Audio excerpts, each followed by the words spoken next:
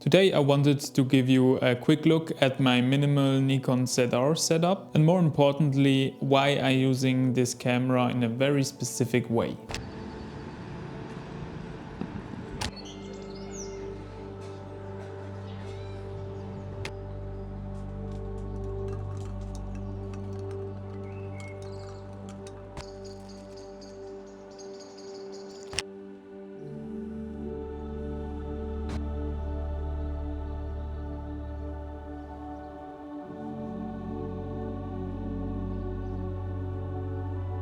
And my goal here isn't that I'm turning this camera into a powerhouse production cinema camera. I want to use the ZR as a fun, everyday cinema camera. Something that I can just grab and go. If anything catches your eye in this setup, I'll make sure to link every product in the description below. First of all, I want to tell you that this is actually the first RED camera that I own. And to buy a RED camera, specifically the RED Komodo, was a dream since years. If you know me, you know that I'm absolutely obsessed with RED cameras and I wanted to own one for such a long time. But I always knew that it doesn't really fit into my personal workflow because I'm shooting alone, I'm shooting YouTube videos like this by myself and I don't want to pull manual focus, and also I can't have a big cinema rig with me on travels or when I just go out to grab some ice cream. So the RED Komodo wasn't really ever an option for personal projects. We used some RED cameras and some bigger Canon cameras like the C300, C70, C80 and C50 for bigger client projects. And these cameras are great, but for my personal work I was stuck with the Canon R5C, which is a great camera and gives everything you need.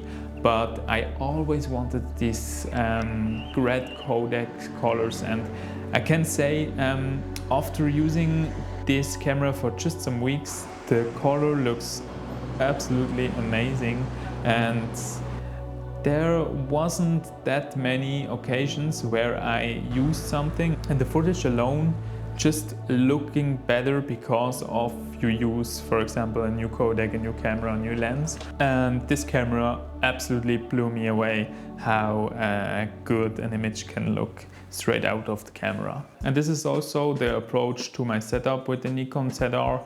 I have the really small and beautiful crafted wood handle, which is nothing special, it just gives you some extra grip. I think really a cool look with the wood, and you also have the advantage of the signature quick release plate at the bottom where you can, for example, slide in a mini tripod, a tripod, or even the DJI RS gimbals. But other than that, there's really nothing going on. For this everyday setup, I think this is really the way to go. But if you want to rig the camera further or maybe mount it on a car or something, I see myself using also a bigger cage in these occasions. I really wanted to give the camera some extra grip with this handle, but not adding too much to the setup so it doesn't get as bulkier as it needs to be. It looks awesome and it made me want to take this camera and go out and shoot and have it with me all the time.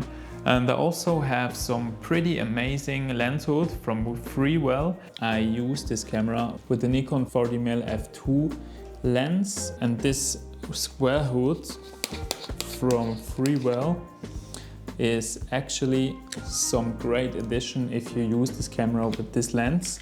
And I think it makes such a cool look. You even can twist your CPL filter if you got some V&D in it. You can also twist that if you need to and put on the square again. And if you buy a V&D for this lens hood, I would suggest that you really try on in the store, because if it's a little bit thicker, then it maybe not fits under the hood. And Freewell does right now not have a V&D especially made for this lens hood, but the lens hood comes with the polarizer and the 1/4 mist filter, and I really like the whole aesthetic that it gives this camera. and it makes it a little bit bigger. So in some occasions you maybe have to detach it, and this is just such a great fit if you're using this camera like me. For the camera strap, I'm using the PGY-TECH Air, and this really gives me a lot of flexibility to use this camera, maybe to give it an extra stabilization when I'm shooting a sequence system. The quick release system is really fast to detach it when I need to.